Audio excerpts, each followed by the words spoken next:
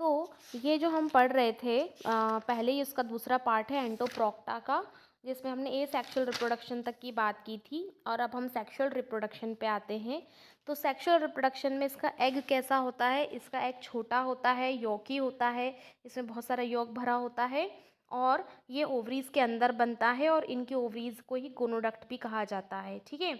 और इनके जो अंडे होते हैं, है ना, वो अंडे और उसका एम्ब्रियो दोनों के ऊपर एक पतली सी एक लेयर होती है, कवर्ड होता है, एक सिक्रीशन होता है, कुछ केमिकल्स स्रावित करते हैं ये इनके इओसिनोफिलस ग्लैंड्स कुछ पदार्थ बनाते हैं जो इनके अंडों को और इनकी एम्ब्रियो को पूरी तरीके से कवर करके रखता है और बाद में यही सिक्रीशन जो है वो स्टॉक के अटैचमेंट के लिए, स्टोलन और स्टॉक और कैलिक्स के बीच में जो अटैचमेंट होता है ना, उसमें मदद करते हैं। जैसे फेविकोल से अपन कोई चीज़ चिपकाते हैं ना, ऐसे यही पदार्थ जो है स्टॉक के अटैचमेंट के लिए ज़रूरी होता है।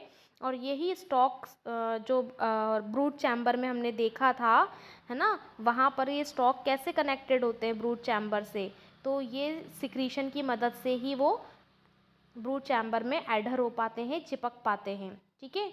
और इसे एनल कोन भी कहा जाता है ब्रूड चैम्बर को।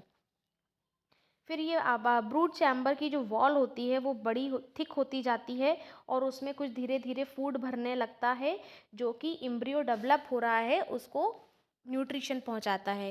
ये देखिए डायग्राम जो आपने ब्रूड चैम्बर में आपको डायग्राम दिख रहा है, इसमें डिफरेंट स्टेजेस के एम्ब्रियो दिख रहे हैं।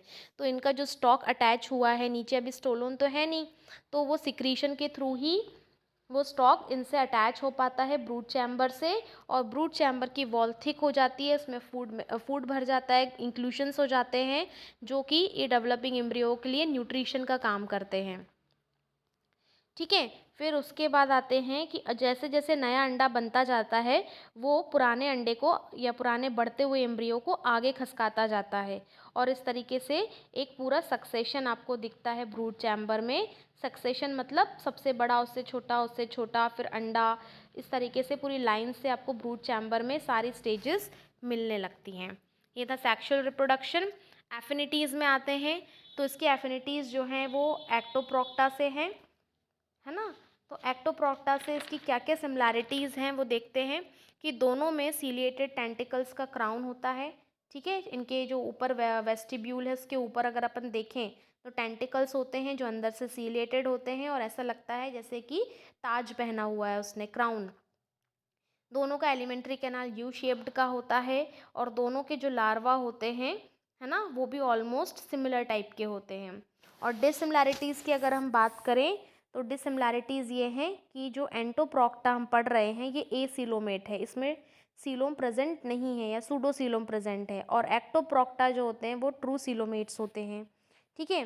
तो एंटोप्रोक्टा में जो एनस और माउथ है ना, वो टेंटिकल्स के पास में ही खुलता है ना, एंटो में। और एक्टो में क्या होता है कि सिर्फ माउथ टेंटिकल्स के पास प्रेजेंट होता है और एनस जो है वो बाहर की तरफ प्रेजेंट होता है।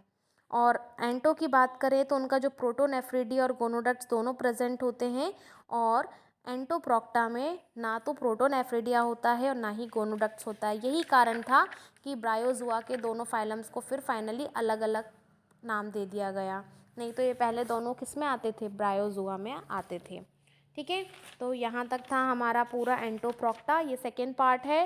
And thank you so much. और मेरा प्लीज़ चैनल लाइक कीजिए, शेयर कीजिए, जो भी एमपीपीएससी की भी तैयारी कर रहे हैं या किसी नेट की तैयारी कर रहे हैं तो प्लीज़ शेयर कीजिए अपने दोस्तों के साथ। Thank you so much. Good night.